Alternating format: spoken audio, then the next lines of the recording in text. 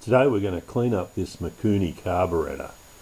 It was originally just given it a quick clean and fitted to the bike to see if I could get the motor running. Well, it did start and it has run, but now it's leaking and it needs a proper tune-up. This is the carb on the Suzuki Quad Runner 250. It's sort of jammed in to the frame under the seat.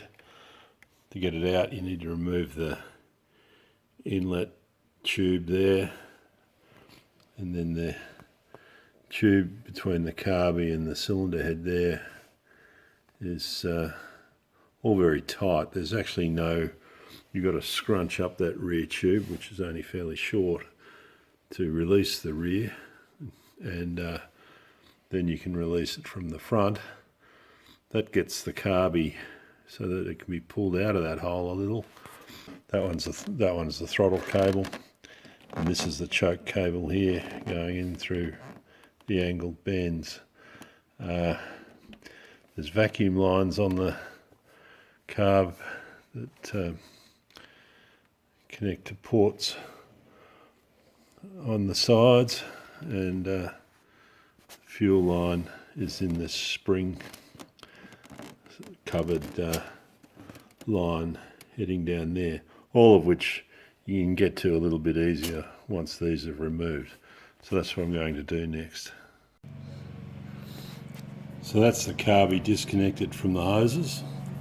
There's the rear hose there, front one down there with its hose clip off.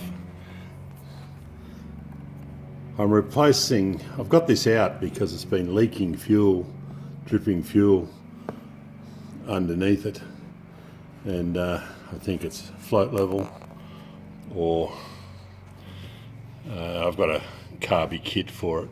So this is the throttle cable, the choke cable, the fuel line here.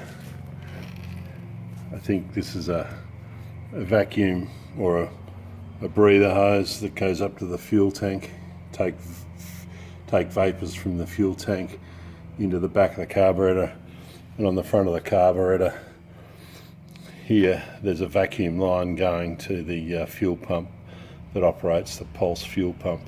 So they're the connections that I'll remove next.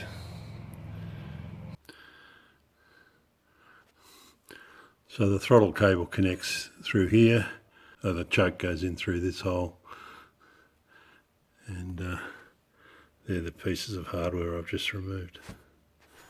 I bought a $20 Carby Kit that came from China and started disassembly, removed the diaphragm and the float bowl, and exposed the jets, including the float valve. It's the float valve that I think I'll use out of the kit most. You see the black float there sitting on top, the main jet right on the top there. This is the float valve that came out. You can see that step on the point of the needle that fits in that seat there, that shows the wear. The O-ring around this float valve was also flattened out. Look, it could be the original 30-year-old one. So there's the two parts, the needle and the seat. Then I put a new air filter in there.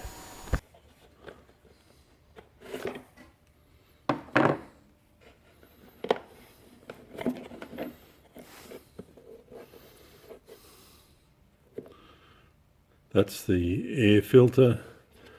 It's got a block bolted on the rear there that is a guide for this to go in and sandwich it up against the outlet in the front there.